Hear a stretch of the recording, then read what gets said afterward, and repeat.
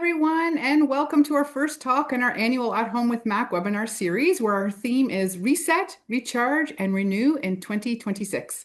My name is Christine Kennedy, and on behalf of the Office of Alumni Engagement, I'd like to thank you for joining us this evening. Before I begin, I would like to take this time to recognize that we at McMaster work and study on the traditional territory shared between the Haudenosaunee Confederacy and the Anishinaabe Nations, which was acknowledged in the Dish with One Spoon Wampum Belt. That wampum uses the symbolism of a dish to represent the territory and one spoon to represent that the people are to share the resources of the land and only take what they need. We always start our webinars with a land acknowledgement because we recognize it's important to acknowledge the original inhabitants of this land and the history they share with this land as an important step towards reconciliation. So we wanted to start our first at Home with Mac topic that would align with the launch of our new McMaster Alumni Professional Networking Groups, designed to bring alumni together to share insights and create impact across industries and disciplines. We have created 5 vibrant networking groups to help our grads connect with other alumni who share their passion and expertise. And maybe some of you received that email launched today at 1:15 is when I got mine. So these networking groups are a perfect way to access mentorship and career insights. And the 5 networking groups are Women in Management and Finance, Entrepreneurship, Environmental Sustainability in Business, Policy, Law, and Social Impact, and finally, Sport, Business, and Leadership. So all McMaster alumni are encouraged to join whatever group piques their interest, whether you might work in that industry, or maybe you want to make a career change into that industry, or you're just interested, curious about the industry.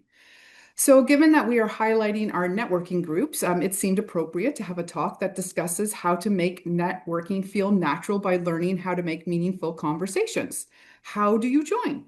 Well, simply, you just need to register on our mentorship platform called Mac Connect, and I'll get my colleague Dave to put a link in the chat. Some of you may already belong to Mac Connect, so if you have, that's great. And if you don't belong to Mac Connect, we encourage you to join.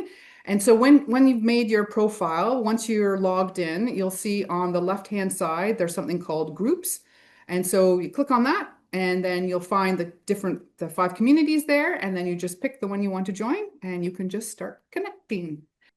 So now it is my pleasure to introduce our speaker for this evening, McMaster grad Laura Cole. Laura received her undergrad in communication studies here at Mac, and then also holds an MBA with a specialization in innovation.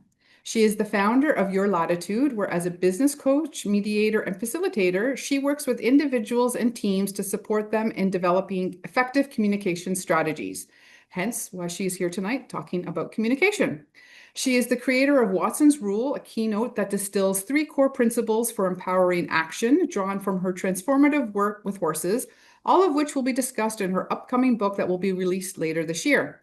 Laura is also a business professor at Mohawk College and a leadership essentials facilitator here in our continuing education department. And I'm very proud to say she is also a friend of mine and has spoken to our alumni on many occasions back in the day when we used to do lots of in-person events. So thank you, Laura, for joining us, and I will hand it over to you. Thank you, Christine. Yes, my pleasure. I was actually reminded today that we used to do these in person, and I'm under the weather, like so many people probably are at this time of year, and so thought how wonderful it was that we still get to do these events, staying safely tucked away at home to keep people safe from me at this moment. It is my absolute pleasure to be here tonight and looking forward to this conversation. And actually, more than that, looking forward to the Q&A at the end. I can't wait to hear from you and hear what it is that's really on your mind tonight and how we can just offer some more conversation around that. So I'm going to just share my screen now and give me one moment while I get these bars out of your way. There we go. And we're looking at our very first topic tonight, renewing your network, elevating your dialogue to create meaningful relationships. And you'll see my little graphic there is a very strong brain. And this is where our dialogue starts. It starts with the strength of our brain. So you may have come here tonight thinking that I was going to give you a script and tell you when you meet someone new, this is how you should approach them and this is what you should say. I hope you are very pleased to know that that's not what we're doing tonight. Instead, we are individuals, and as individuals, we are going to harness the power of our brains to do that for us in the moment. We don't need a script. We need to be reminded what our brain already does naturally, and then use that strength to create our networks and trust that for our dialogues. So the three key things we want to look at today: connection, which is fantastic that Mac Connect is the actual website you want to go to sign up for one of those amazing networking groups. And I can't wait to sign up for one as well. Connection, curiosity, and being congruent. These are the three things that our brain actually does really well. There are a lot of other things that brains do well, and I know I have a lot of smart people on this call tonight that will tell me 10 other things that our brain does well. I want to focus in on the three key things that our brain does super well that will actually help us build a network and elevate our dialogue beyond a script and make it more meaningful so that you as a person can connect to that other person that you are speaking with in your network. Somewhere along the way in networking, I think we kind of forgot that we're dealing with people, and I believe we've made it too complicated. So I'd like to trim it back and look at these three key things that our brains want so badly, and that if we can harness this from our brain, we can do this networking thing. It's not going to be as hard as we think. Okay, let's get started. Let's look at the first one, connection. We want to be able to use your natural desire for connection to build your network.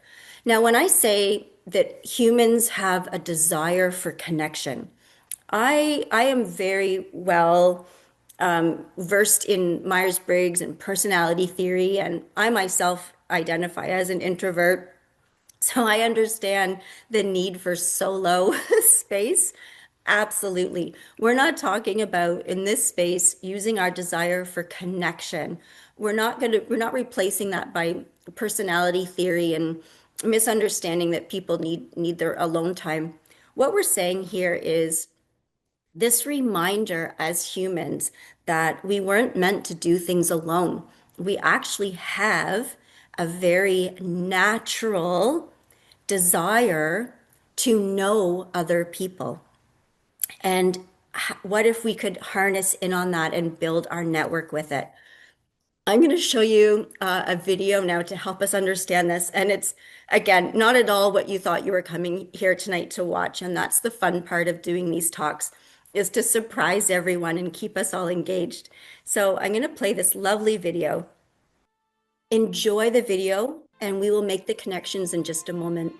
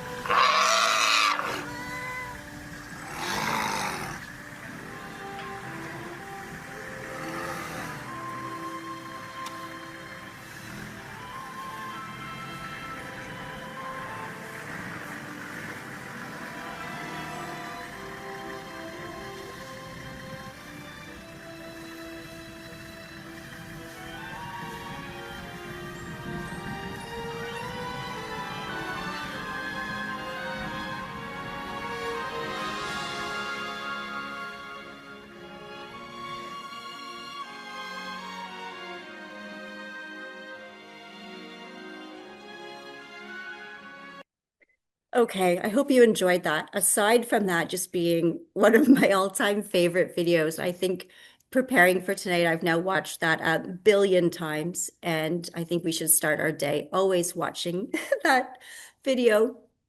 But aside from that, you're like, Laura, that was beautiful. I loved the video, but what does it have to do with networking?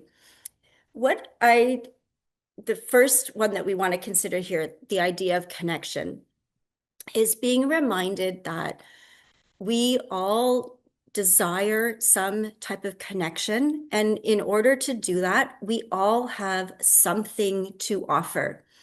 I hope you noticed in the video, there were a lot of different characters and different elements of the video. There was the baby elephant that was needing help and needing someone to be very creative and very innovative.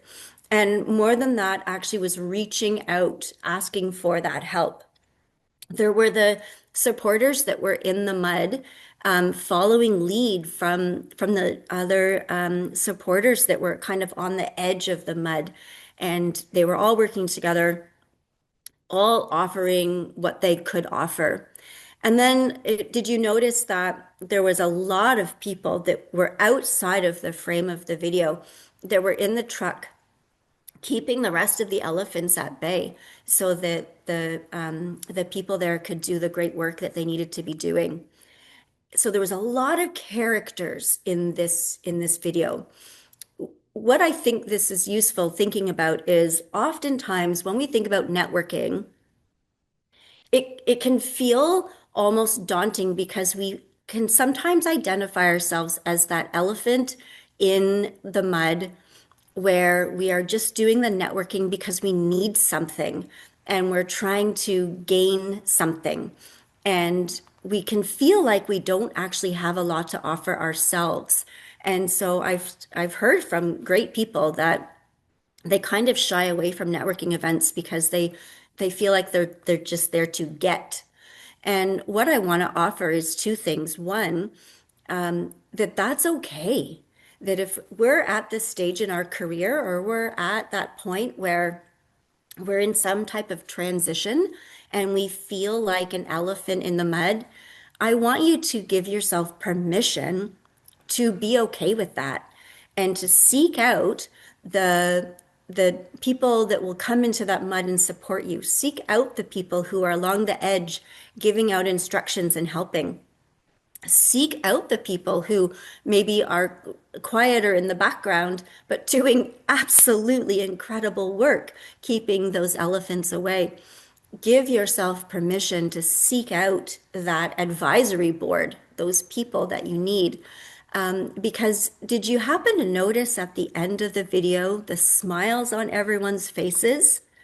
And this is the piece we're taking away from our first stop on this trail, is the desire for connection doesn't just stop at you. If you're the elephant in the mud, you have a desire for connection. No, it doesn't stop at you. It extends to your entire network. They also have that desire for connection and that desire to help. I am never surprised and maybe always surprised at the same time how many people I have met along my career path who, if you just tell them what you need, they are ecstatic to help. And that comes from this connection, this absolute natural desire for connection. So if you are the elephant in transition and you need support, run for it. It is there for you, open arms. And if you are someone in a truck driving and you're maybe not feeling like you're part of the big story, you are so important and you have something huge to offer. Even if you don't know what it is yet, charge into those networking spaces and notice who you might show up as the elephant in the mud on the edge or driving the truck. It's up to you. All of them are so important and so valuable. And we all have that beautiful desire for connection. The second space we want to visit on our journey through the strengths of our brain is using our curiosity, our naturally beautiful curiosity, to be present. Stay present in our conversations. So for this one, we have a poll for you. It's our first poll here. And my question to you on the poll is, how long do you think the average human, how long is their attention span? Is it less than 1 minute? Is it between 3 and 5 minutes? Or is it 7 minutes long? Think of it this way. How long can you hold someone's attention before they are whisked off, distracted, mentally somewhere else other than where you are? Let's see. Less than a minute is the in the lead here between 3 and 5 minutes, and no one chose the risky 7 minutes. Good for you. Are you shocked? Let me show you the actual answers here. The average attention span of a human is only 7 seconds. The average attention span of a goldfish is 9 seconds. Sorry, let me say that again because you likely weren't paying attention. The average attention span, okay, right? You heard me. But this is actually remarkable. Now, I know, again, I've got some really, really smart people on this call tonight, and I actually know I have fish people on this call tonight who might want to fact check me on that and tell me I'm wrong in the Q&A. But our point here is the span of a human, the attention span is actually so short, so very short. And you could pay attention for longer than 7 seconds, but not in a row. And so knowing that about yourself, we have to do something to help us pay attention, stay curious, and stay grounded in the conversation that we find ourselves in, or we will be distracted and we will be brought away. So what I want to do now is I'm going to show you, we're going to use our curiosity.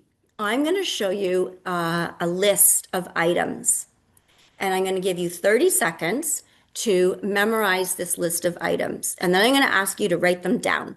So have a pen and paper close by or something. Your notes in your phone will do just fine.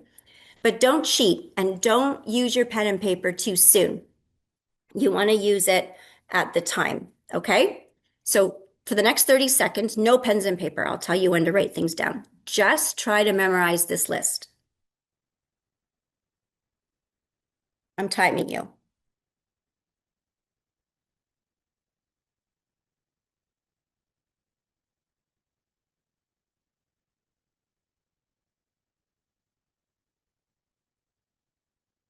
Okay, pause there. Now go ahead and write that list. Oh, and of course, by the way, write the list in order. Oh, see, now you're all grumbling at me and rolling your eyes. That's okay. Write the list in order. I'm giving you another 15 seconds to do that.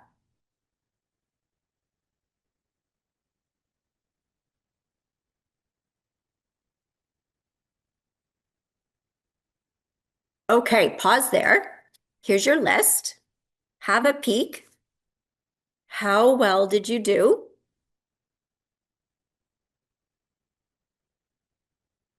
So here's our problem, right? Is a couple things. Our brain's natural strength is not words. Our brain's natural strength is pictures. And our brain's natural strength can only focus on something for 7 seconds. So while you were doing this exercise, you may have been wondering what's the catch, right? What's the joke going to be at the end? And you became distracted by why are we doing this? And your brain was half interested in that more than it was actually interested in putting this together. But that's one of our key problems is wanting to stay curious. And one of the things we know for sure about our brains is that our brains think in pictures. And so part of a game that you can play while you're in the networking space is as you're chatting with someone, turn it into a picture. Now, this is going to be interesting because you can't see me, but I am actually going to share a picture with you, a verbal picture.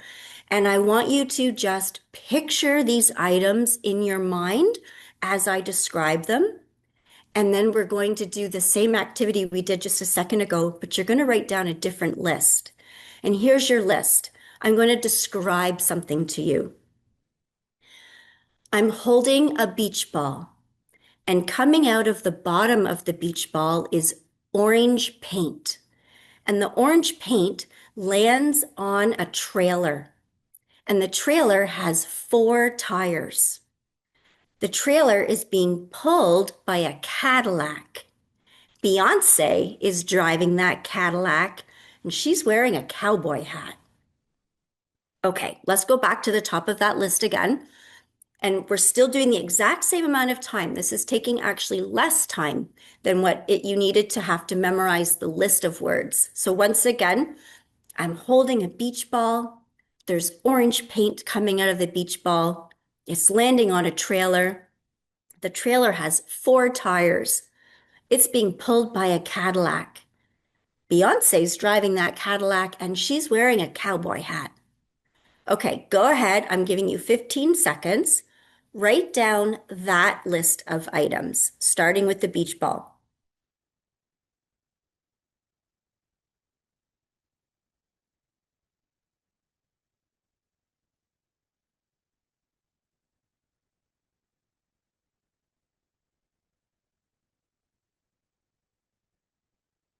Okay, pause there. You likely were able to do better the second time round, even though you can't physically see the beach ball. You can't physically see Beyonce in a cowboy hat. But our brain's natural strength of curiosity is going to create that picture for you. It can't help it. So somehow in your brain right now, you're seeing Beyonce driving this Cadillac, whatever it looks like for you. In my brain, I don't have a background to any of that. I literally have almost like building a commercial and there's like a white screen in the back and here's Beyonce and these pieces are just being added in. I don't know what it looks like for you, but your natural curiosity will create this photo. And it's far more powerful than just a list of words. Now, back it up to this networking dialogue that you're having. It can feel like just a list of words that you're just going through the motions hearing. What if you were to use your natural strength of curiosity, turn into a photo or a picture what this person is talking to you about? The value in that is endless. You will remember that person far greater than if you stayed non-curious about them. It also points to great questions you can ask to carry on that dialogue so it doesn't just feel like a one-way, interview. And the third way that this helps is you stay in the game. You stay in the conversation because you've given your brain something fun to do. Just as a testament to prove to you that this is right, you will always now picture that in your head. And I'm sorry to say, but you might even dream about it tonight. You might dream about orange paint and beach balls and cowboy hats. Who knows? But let's use our brain's natural ability for curiosity to get us past distractions and keep us in the dialogue. Okay, our final stop on our brain's strengths is this use of congruent communication to try to create authentic dialogues. So, this idea of wanting to be congruent, our brain has a natural desire to keep things lined up and congruent. And let me show you what we mean by that. Our internal is very much drives our external. And this is what we mean by congruent. Your brain has a natural desire to keep things balanced. So how you are feeling and thinking on the inside has a very big impact on how we show up on the outside. So whatever we're thinking will show up in our actions, our tone of voice, and our body language.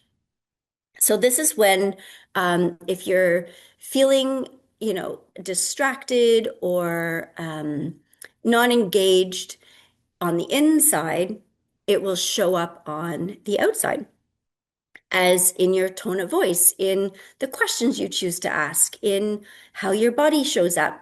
Because without even thinking it and without even really realizing we're doing it, our brain is aligning us so that our inside is the same as the outside. Now, can we fool our brain? Yeah, and we do this all the time. But the thing is, we have to know we are doing it. So take a look at this example. I often hear this from people about approaching a networking space. So, some reasons why people might not want to go to a networking event or feel like um, pressure when they get there is that I don't have anything to offer and I'm not even sure why I'm here. Or they might think, I don't even know why I really want to go. If that's what we're thinking on the inside, if we were not to try to trick our brain, notice how that would impact our actions, our tone of voice, our body language. It would greatly impact which of the characters we thought we might be from the connections video. Do I feel like I have something to offer?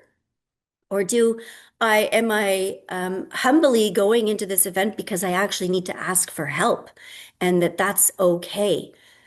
But if I don't think it's okay, if I have this mental block on the inside, it's going to show up on the outside.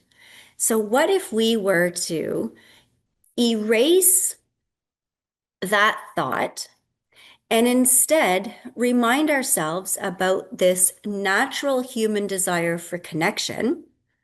Remind ourselves that everybody has that desire for connection. And then pause and ask, what if that were the case, if that were true, what might I become curious about? And notice how that new mindset is going to change our tone of voice, our body language, our actions.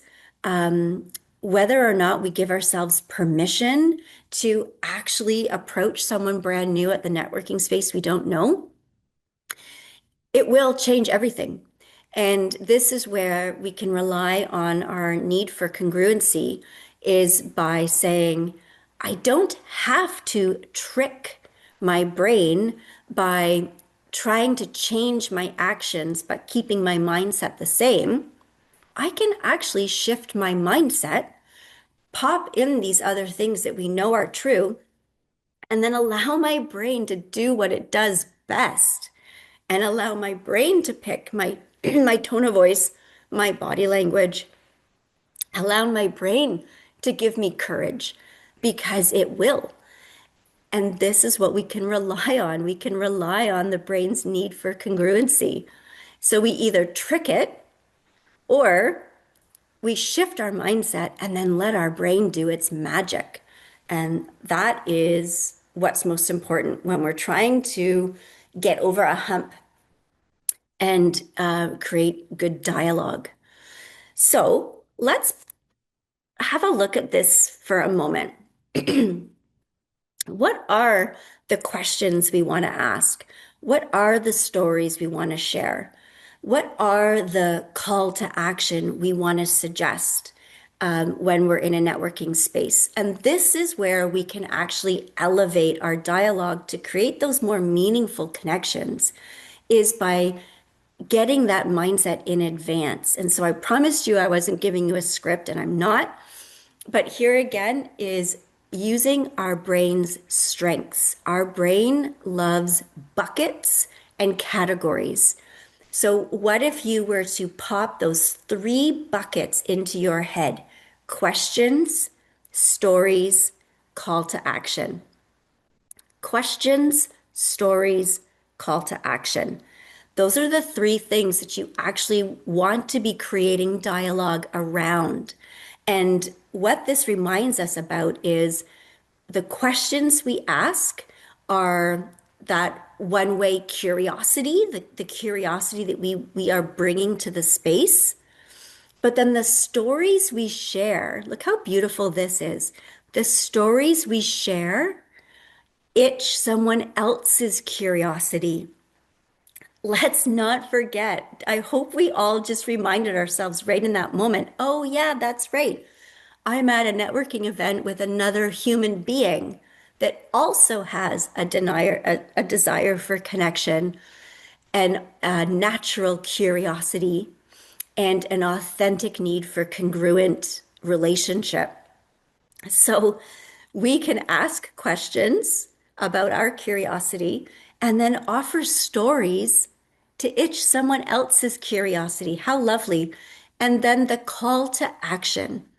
The idea of having a call to action at a networking event reminds you that to set up a goal for yourself before you get there. What is my hope for this networking event? Bring yourself all the way back to our very, very first idea of connection and the idea from the video that at any given point throughout your career, you could identify with the elephant. You could identify with the people along the edge that had all the great ideas. You could identify with the hardworking supporters that were in the mud helping the elephant. No matter where you are in that space, what is your hope for why you are coming to that event? Are you hoping to be able to offer your expertise and help someone else? Or are you there because you're in transition and you actually need to humbly ask for the help and give yourself permission to do so? What's your call to action? So there's your three things: questions, stories, call to action. Have those things prepared in advance. And here's where we link back in our curiosity. Our brain thinks in pictures, not words. And so, what I like to do before a networking event is get my questions and my stories and my call to action clear for myself, but then pop it into my brain in like a little picture, or especially the questions. I like to create little buckets in my head of the questions. And then when I'm at the event, as I answer those questions, guess what your brain's going to do? Yeah, exactly what you were just thinking. Your brain is going to take the answers and plop them along with your picture of the questions. That's how beautiful our brain is. That is how strong it is. But we just have to give it purpose and we have to design it so that it will work for us. So, let's take a final look at our strengths here. And then I have another slide for you that we're going to look at some of the questions that you sent in advance. I've actually built into our time together because I really loved them. And I thought that after we go through these three things, that you'll be able to actually answer these questions for yourself. And I love that.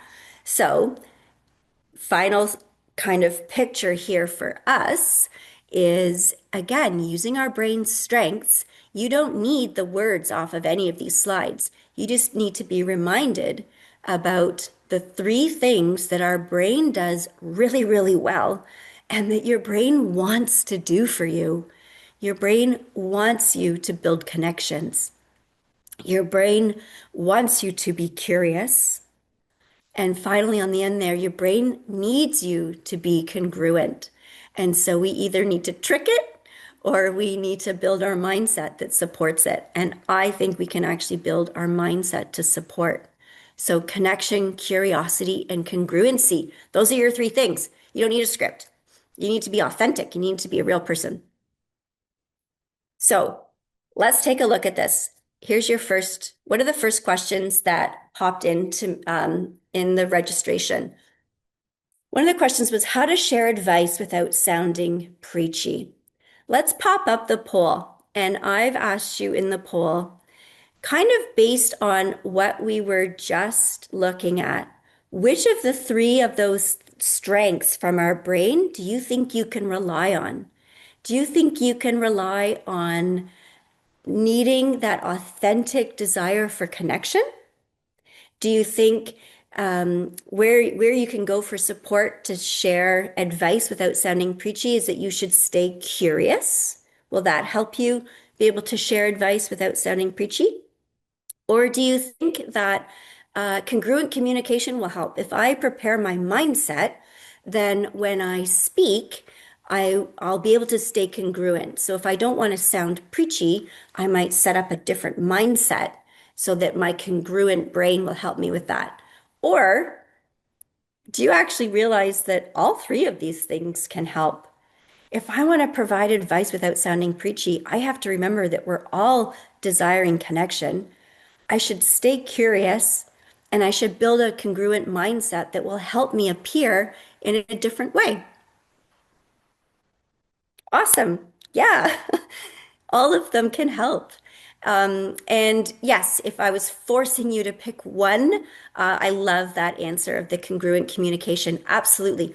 Notice the difference here. So this is exactly how congruent communication works.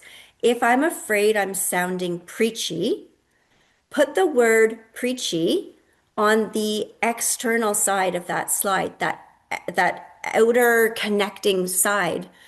That what would my tone of voice sound like? What would my body language look like? How curious would I be? And then go back internally and say, if I wanted to change that without just tricking my brain, what new mindset could I establish? And you're going to pull in this idea of curiosity. Establish that as your mindset, and your external will follow. It just will. And then the preachiness will likely disappear a little bit because your desire is to build a connection. Very, very different feeling internally. Awesome. Okay, let's try another one. How to deal with so much misinformation on social media and people arguing from that position. Oh man, right? And I was just saying earlier today to someone that I was struggling on Instagram today with launching this new part of my business. I'm actually on Instagram more than I ever have been because I connect with my beautiful community there. But I was troubled. I was having a really hard time, and I was considering taking a small break for my mental health, to be honest. Um, but this is it, right? How to deal with so much misinformation on social media and people arguing from that position. So I'm taking from this question, you're in a networking space or some type of community conversation, and you're hearing someone speaking from this perspective, from this point of view, that to you is very much sounding like this misinformation from social media. So here's our next poll. It's the same poll as last time, same question. Which of these three things could help? You're in this community conversation space and you are just being overwhelmed by this misinformation, and you specifically used the word arguing. That felt important to you in that statement. What can you do? Which of these three things can help you there? Or once again, can all of them help? This desire for connection, staying curious, or grabbing hold of your mindset very quickly and relying on the strength of congruent communication. Which one do you think is there? Lovely. Love that you're all over on that one too. But that you're noticing how all three of them are used together, and they absolutely are. They're used, they're used together. But noticing the curiosity is a really, really good one. I also, for this particular one, again, give myself permission, and then I offer that permission to you as well, to just disengage. I have been in a position before where I found myself, and maybe you have, won't this be interesting if this resonates with you? Have you ever found yourself in an argument you didn't even know you were in, but all of a sudden it was too late and you're like, shoot, why did I engage there? I didn't even want to have this conversation, and you're halfway through it. We get on these communication runaway trains all the time by mistake. I would love you to have the permission to, when you find yourself on that runaway train, you are allowed to disembark at any time. And I have actually said, and you can have this exact sentence if it suits your personality and style, but I have said, oh, you know what? I'm going to pause right here because I've realized I didn't intend to have this dialogue tonight, and I'm just not prepared to carry on with this conversation. Please excuse me. I have said that exact sentence, and my voice was probably shaking as I did it, and my heart was pounding. I know it. But that is where I decided to be authentic and congruent, is by saying, my brain's not ready. And I didn't ask for this. So sorry. I jumped in. Actually, you know what? Don't say sorry. I didn't even mean to say that right now. Just excuse yourself. And I'm not prepared to have this dialogue tonight. I'm not ready for it. And excuse yourself. Okay, let's do one more. What advice do you have for people who come on too strong and dominate the conversation? Oh, I love this one because this is what I want to know. If you're with us tonight and this was your question, I want to know, which one are you? Are you the one who feels like you actually probably dominate the conversation too much? Or are you the one who finds yourself in conversations being dominated? I'm so curious for you which one you are. But let's pop up the poll and ask you this question. Suppose you are the one in a conversation that the other person is dominating the conversation and they're coming on too strong. Which one can help you navigate that situation? Remembering that everyone has a desire for connection, and how would that maybe help you? Staying curious, and perhaps that can bring you about a very interesting question that you might be able to ask to switch the tide of the dialogue. Or congruent communication, finding yourself with trying to gather a mindset that might support. But you can always pick all three. Which one for you? Let's see. Lovely. We've got all of them can help once again. And congruent communication. Yeah, I would love to use congruent communication again for this one as well. If I'm the one who tends to dominate a conversation. So here's my question to you. If you're the one who tends to dominate the conversation, do you know that that's you? How would you know that that was you? And let me tell you, in my coaching space, I have absolutely had to give that feedback to people that, and I tend to be quite direct in my coaching. Why not? That's why, that's why you've hired me. And I do let people know that, and they're always surprised. They're always very, very surprised to hear it. Even if they shouldn't be surprised, people often are.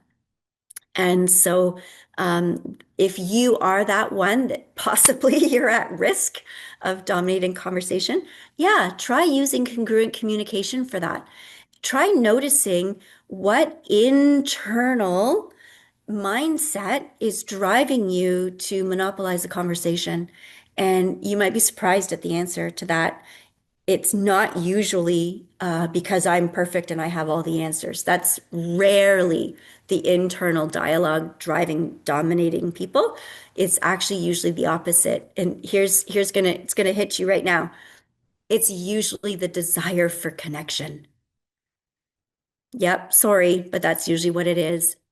It's usually the desire for connection, but it's just being mismanaged. And so if you can get feedback that that might be you, try to jump back to these three key things and stay curious and create a mindset that allows you to be silent for just a moment and let someone ask you a question. You might be so surprised what you end up learning from doing that. It's a lovely way. So the final question, and I feel like this is the one that can really launch us off and then kick off our live Q&A is where do you start building your network? Where and how do you make new connections? And how lovely that McMaster is supporting us in that with these connecting groups and being very specific. I love that too about the different groups that you can join in. And Christine's invitation was joining them because it might be something you have of value that you can offer, but also joining one that you might be interested in. You don't have to be the one with all the answers to join that networking group. You could be that elephant, really curious and wanting to seek out some new connections and a new community. You don't have to have all the answers. So I would suggest you start there. How's that for a nice plug, Christine? And then from there, what I also like to consider when I'm building my connections and my networking is back to the two things from our previous slide, questions and stories. Which questions am I driving in my life to want to answer? What questions do I really need to answer? And then stories. What stories do I feel like I have valuable stories that I can share? And then what space do I want to be in to do that? What are the people around me that I want to share those stories with? And who are the people around me I want to ask those questions to? So that's where I would start with those. Um, so let's oops, I'm gonna get back here and stop the share and let's open up to our live Q&A. Well, thank you for the plug, the numerous plugs Yeah, for our new networking. Thank you, yeah. Laura. Okay, so I do have a question, the about the dominating conversation. Mhm. Do you think so if you're not the person who's dominating, if you tend to find yourself in these conversations where people are dominating, is it good, you talked about curiosity, is it good just to go in and be like, you know what? I am just going to be curious. I'm just going to accept this for what it is Yeah, and feed in because I do agree in this position I meet lots of people, lots of different kinds of people, and I agree I don't think it is arrogance that no. makes people dominate. I think it's people are just maybe nervous or they want the connection and so they just continually talk and Yeah. just maybe aren't aware like, oh, I haven't reciprocated. I haven't asked a Yes. question. So I just always try to remain curious. That's the key. And notice how as soon as you do that, your body language changes because you're not uptight and wondering how am I going to get out of this. If you do, it's like, you know what? I have a few minutes to spare. I will just stay curious and stay in this space. You will actually enjoy yourself a lot more and show up much differently. And that other person will remember how it felt speaking with you. And that's something that we can offer as well in that space. Now, if you don't have the time or you are feeling like this is a negative experience for you, that you don't want it, then I often will stay in that curiosity space. I will ask one question to try to redirect the dialogue. And if it doesn't happen, if it doesn't go anywhere, I once again give myself permission to say, it was lovely to meet you. I'm sure you have other people to talk with tonight. I'll chat with you a bit later. And then you excuse yourself. You are always allowed to excuse yourself. Actually, that's great. And I know from the very outset you said, oh, this isn't about scripts, but you Yeah, have given a few I've examples. given a few. And Yeah, I think that hopefully. one is, Yeah. I think you're right. It's valuable to say to someone, oh, it's been lovely. It's been Mhm. lovely chatting with you. I need to go get a drink or Yeah, I I need have to go people over on. here. That's Yeah, right. But again, if you're curious and you have the body language, then it doesn't maybe look like it's so rude. exactly. Exactly. Yeah, so you're right. I'm not a big fan of scripts, but I do like to give these little tidbits. But what I mean by script is then everyone here is from different backgrounds, different experiences. One of our questions actually earlier was what about like non-English speaking? How do you feel about that? And I want to give everyone freedom to speak the way they need to. And so scripts are not useful, but definitely these little anecdotes are very useful. And then take what is valuable and then hear it come out of your mouth, and then that's the script you want. You don't want mine. You want the one that sounds perfect coming out of your mouth. Yeah, because then it's authentic. 100%. Right. So we did have some questions. So Yeah. someone is asking, I find it difficult to remember details of several new people at one occasion. Advice? Imagine pictures? Yeah. Yes. So here's absolutely. So another really fantastic brain game, which we didn't have time to get into, um, is creating those pegs in your brain that you can then add details to. I know that sounds weird, but like if you were to have, say, two or three things you wanted to learn about every person you meet. And Christine, you are so good at this. Like, I should get you to answer this question. You should see Christine at events like this one. And then create those pictures in your mind and repeat it back. But what I love about the question, though, is the very first thing you've done for your brain is you've told yourself that it's important enough to do so. And that will trigger your brain's strength to try to remember. It's when we don't even notice we aren't remembering and not realizing how important that is, that your brain's got that 7 second delay and it's gone. But if you were to say to yourself, I would like to remember two things that every person says to me tonight, your brain will do it. Like it's fascinating. Give yourself the goal, give yourself the challenge and the curiosity, and then your brain will take care of the rest. You don't even have to worry about it. And what I find too, again, meeting lots of people, and thank you for that compliment, You is are amazing. I do try to find, so if someone tells me something, I try to either ask a question about it so then it gets ingrained, or I try to make a personal connection with it. And I actually make notes in my phone too. So Yeah, great if I idea. go out to an alumni event and I'm meeting people and Yes. some people I'm really interested in and I think I want to do a follow-up, I'm a woman in my mid 50s, menopausal brain. Brain So fog. I do write things down after the Yeah. event in my phone so that next time I see that person, and I don't think that's disingenuous, it's just No.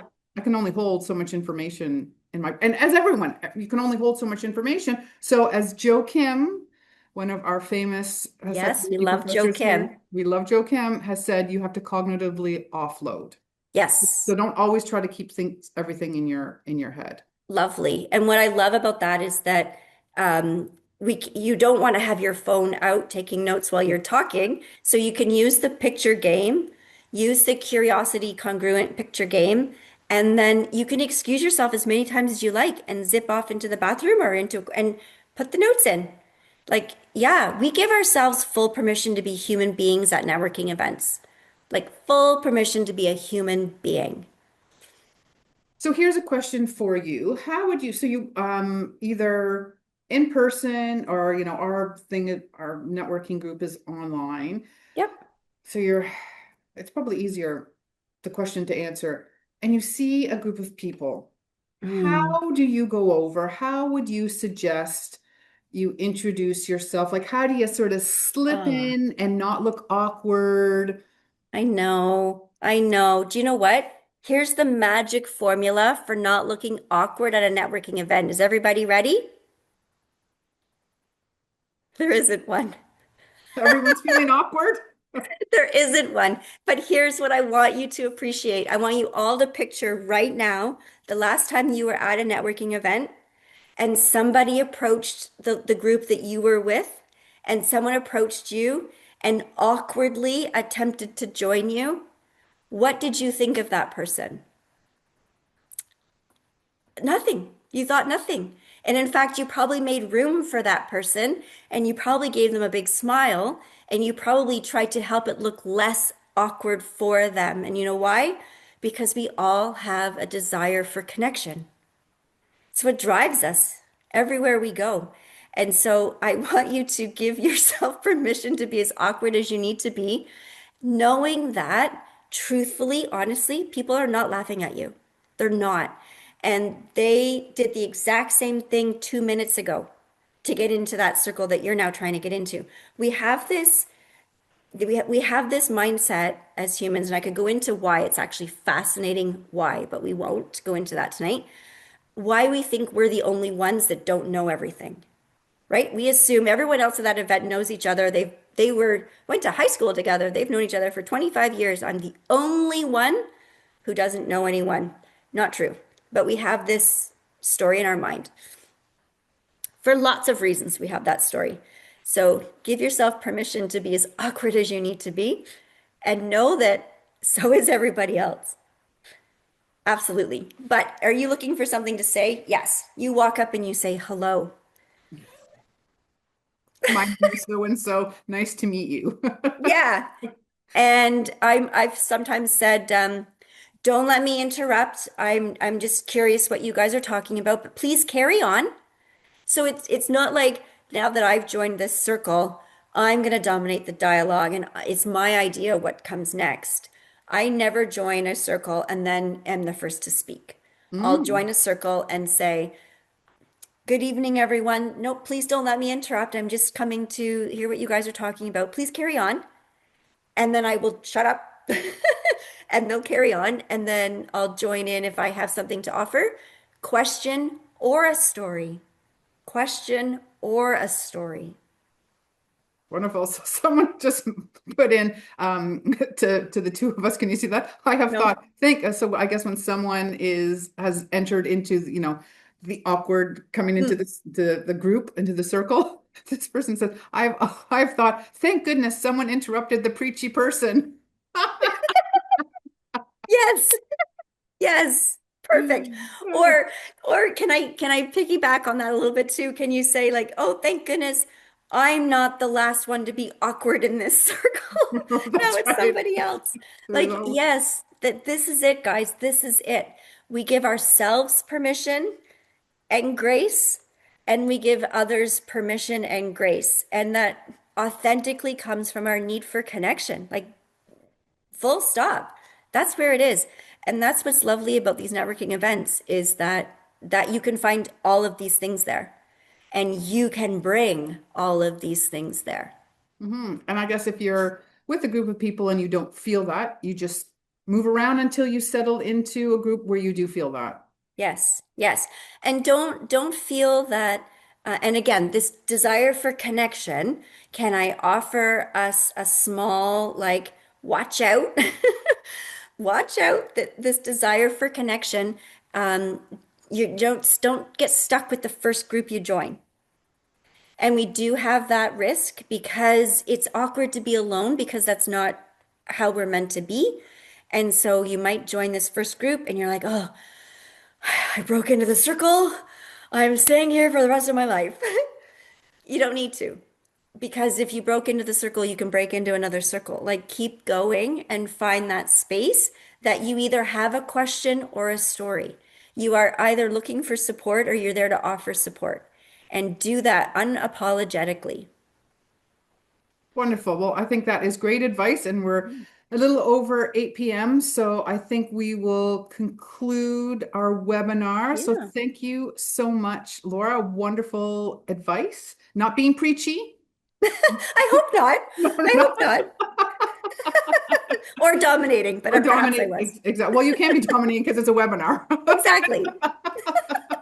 So thank you for enlightening us and everyone out there. I hope you can take some of these tricks and skills into the either the workplace or maybe even in personal. Like if you're happen to be going to a wedding or a funeral or a shower or something, and you're wanting to make connections with people. That some of this skill building you can add to your toolkit.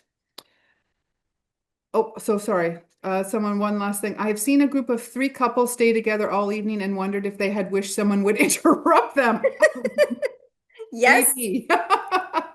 so true. You be that person. That's right. You go and interrupt. Absolutely. Nice to meet everyone. Yeah.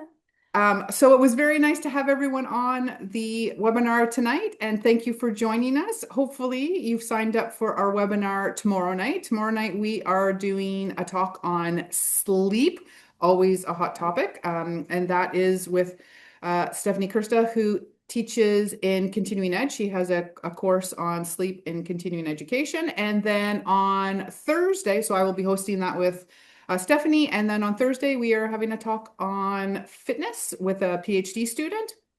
Oh, there we go. So if you haven't registered, you can just whip out your phone and you can look on the little QR code, and that will take you to the registration. I will also put the registration link in the email that follows up. And I believe we also have information on the networking groups. I think maybe the slide will change in a few minutes. So we really would encourage you. There we go, our alumni professional networking groups. So we really would encourage you to join one of these groups, either for professional reasons, out of curiosity, for personal reasons. Yeah, because we all want connection and we all want to learn new things to stay curious. So thanks everyone for joining, and we look forward to seeing you again. Thanks, Laura. I look forward to seeing you in Dundas. Love it. Thanks, Christine. Always love being here. Take care. Bye, everyone.